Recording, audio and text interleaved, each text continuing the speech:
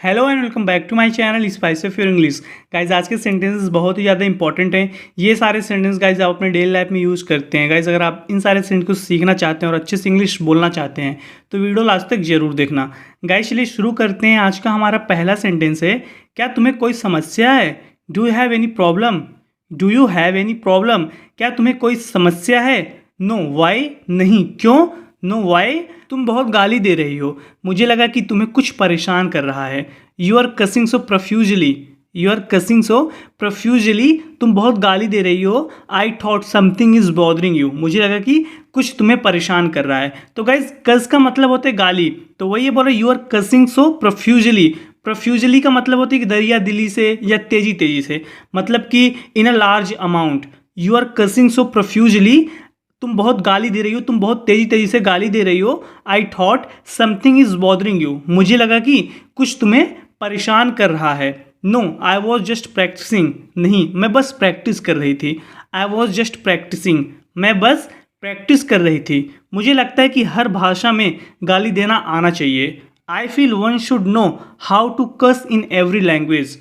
I feel one should know how to curse in every language, मुझे लगता है कि हर भाषा में गाली देना आना चाहिए। लफंगों से छुटकारा पाने के लिए बहुत काम आती है।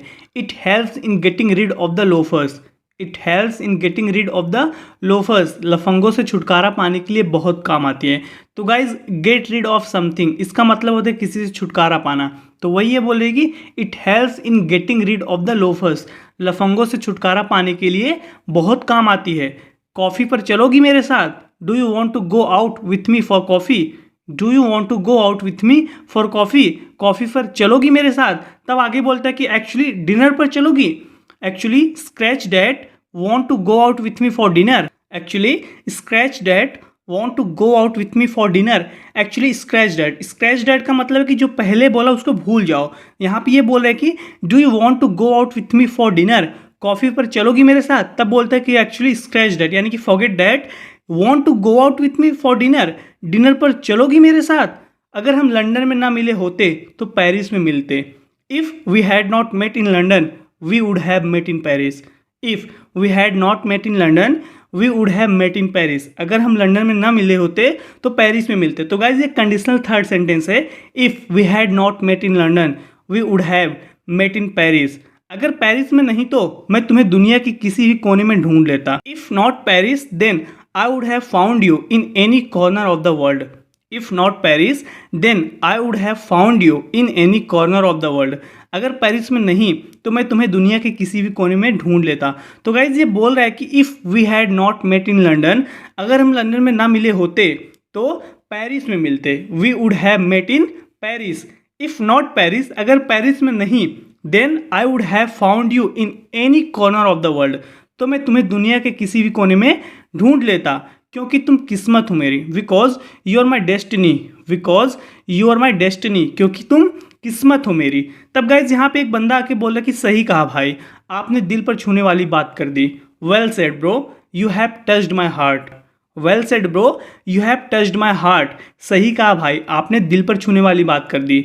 You have touched my heart. फिर वो चला जाता है, तब ये बोल रहा है कि तुमने हमारा परिचय नहीं कराया। You didn't introduce us, you didn't introduce us, तुमने हमारा परिचय नहीं कराया। You didn't introduce us. तब ये बोले कि मुझे लगा कि वह आपके रिश्तेदारों में से एक है। I thought he is one of your relatives. I thought he is one of your relatives, मुझे लगा कि वह आपके रिश्तेदारों में से एक है। I thought he is one of your relatives. तब ये लोग जाते हैं उससे पूछने के लिए, तब यहाँ पे ये पूछ रहे कि आप किस तरफ से हो। Whose side are you from, whose side are you from, यानी कि आप किसके तरफ से, लड़के के या लड़की के। Whose side are you from. यहाँ पे गाइज ये लोग दारू पिए हुए हैं, तब ये इससे बता रहा है कि थोड़ी ही पी है ये। He is a light weight, he is a light weight, थोड़ी ही पी है ये फ़ोन करने लगता है फिर किसी को। तब ये पूछ रहा है कि किसे फ़ोन कर रहे हो तुम। Who are you calling, who are you calling, किसे फ़ोन कर रहे हो तुम, who are you calling.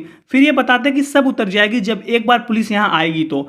You all will get sober once the police get here. You will get sober once the police get here, सब उतर जाएगी जब एक बार पुलिस यहाँ पे आएगी, यानी कि यू विल गेट सोबर यानी कि तुम्हारी सब उतर जाएगी, तुम शांत हो जाओगे, once the police get here, जब यहाँ पे एक बार पुलिस आएगी। तो गाइज सोबर का मतलब होता है शांत, गंभीर, जो नशे में ना हो। ये लोग नशे में है तो इसलिए बोल रहा है कि यू विल गेट सोबर, यानी कि तुम लोग का नशा उतर जाएगा once the police get here, जब एक बार पुलिस यहाँ पे आ जाएगी। भाई पुलिस को बुलाने से कुछ नहीं मिलेगा।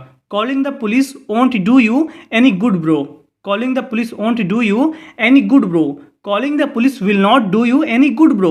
भाई पुलिस को बुलाने से कुछ नहीं मिलेगा। आप इस वजह से अपना मूड मत खराब कीजिए। Don't let this ruin your mood. Don't let this ruin your mood. आप इस वजह से अपना मूड मत खराब कीजिए। Don't let this ruin your mood. जहां तक दारू के नुकसान की बात है, as far as compensating for these drinks is concerned, as far as compensating for these drinks is concerned, जहाँ तक दारू के नुकसान की बात है, तो गाइज कंपनसेशन का मतलब होता है नुकसान की भरपाई। तो वही ये बोला कि जो हम लोग दारू का नुकसान किए हैं, जहाँ तक इस दारू के नुकसान की भरपाई की बात है, as far as compensating for these drinks is concerned, आप मेरी शादी में आना और जितना दारू पीना होगा पी लेना। You can come to my wedding and have as many drinks as you want. You can come to my wedding and have as many drinks as you want. आप मेरी शादी में आना और जितना दारू पीना होगा पी लेना। You can come to my wedding and have as many drinks as you want. तुम्हें बिन बुलाए जगहों पर जाने की आदत है। You are in habit of going to places uninvited. You are in habit of going to places uninvited, तुम्हें बिन बुलाए जगहों पर जाने की आदत है। तो गाइज आप किसी की आदत में हो तो वहाँ पे हैबिट ऑफ का यूज कर सकते हो। जैसे मैं बोलूँ कि मुझे गाना सुनने की आदत है, I am in habit of listening a song, I am in habit of listening a song. तुम्हें मूवीज़ देखने की आदत है, you are in habit of watching movies, you are in habit of watching movies. तो इस तरीके से guys इस स्ट्रक्चर का यूज़ कर सकते हैं। तो यहाँ पे ये बोल रहा है कि you are in habit of going to places uninvited, तुम्हें बिन बुलाए जगहों पर जाने की आदत है। मैं तुम लोगों को अरेस्ट करवाऊंगा, I will get all of you arrested, I will get all of you arrested, मैं तुम लोगों को अरेस्ट करवाऊंगा। तो गाइज ये कॉस्टिव सेंटेंस है। कॉस्टिव सेंटेंस का मतलब होता है गाइज जब आप किसी तीसरे बंदे से कोई काम करवा रहे हो। तो यहाँ पे बोल रहे हैं I will get all of you arrested, यानी कि मैं तुम लोग को अरेस्ट करवाऊंगा, यानी कि पुलिस तुम लोग को जेल में बंद करेगी। I will get all of you arrested. फिर ये बोला गाइज कि तेरा दिमाग खराब है क्या, have you lost your mind, तू हम लोग को पिटवाएगा। You will get us killed, you will get us killed, तू हम लोगों को पिटवाएगा। Have you lost your mind, तेरा दिमाग खराब है क्या, you will get us killed, तू हम लोगों को पिटवाएगा। वेल तुमसे दूर होना मुझसे बर्दाश्त नहीं होता, I can't stand being away from you, I can't stand being away from you, तुमसे दूर होना मुझसे बर्दाश्त नहीं होता। गाइज जब भी बर्दाश्त नहीं होता है वहाँ पे आप कांट स्टैंड का यूज कर सकते हैं। I can't stand being away from you, can't stand के बाद हमेशा वर्ब का आईएनजी फॉर्म आप लगाएंगे। I can't stand being away from you, तुमसे दूर होना मुझसे बर्दाश्त नहीं होता। जैसे अगर आपको बोलना है कि मुझसे बसों का इंतजार नहीं होता, I can't stand waiting for buses, I can't stand waiting for buses, मुझसे बसों का इंतजार नहीं होता। I can't stand waiting for buses. Well guys आज के इस वीडियो में इतना ही। जरूर बताना कि आपको वीडियो कैसी लगी। अगर गाइज आप इन सारे सेंटेंस को सीखना चाहते हैं और अच्छे से इंग्लिश बोलना चाहते हैं तो वीडियो को दोबारा फिर से देखिए ताकि आप इन सारे सेंटेंस को अच्छे से सीख सकें। और गाइज जितना हो सके उतना बोलने की कोशिश कीजिए जिससे कि आप अपने इंग्लिश को इंप्रूव कर सकते हैं। मैं आपसे अगले वीडियो में मिलता हूँ। Till then take care, keep practising and thanks for watching.